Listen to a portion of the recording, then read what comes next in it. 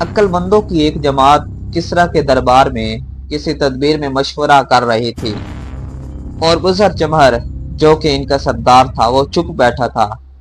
बाकी वजीरों ने पूछा कि बुज़र चमहर आप खामोश क्यों हैं?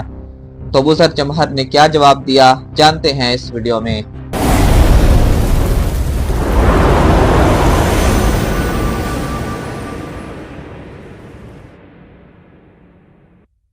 अस्सलाम वालेकुम। उम्मीद करता हूँ तमाम अहबाब खैरियत से होंगे। हमारे चैनल में खुश आमदीद। जिन दोस्तों ने हमारे चैनल को सब्सक्राइब किया हुआ है वेल एंड गुड, और जिन दोस्तों ने हमारे चैनल को सब्सक्राइब नहीं किया उनसे गुजारिश है हमारे चैनल को सब्सक्राइब कीजिए, वीडियोस को लाइक कीजिए और अपने दोस्तों के साथ शेयर कीजिए। बेल आइकन को प्रेस कीजिए ताकि नेक्स्ट में जो वीडियो अपलोड की जाए उसका नोटिफिकेशन आपको फौरी तौर पर मिल सके।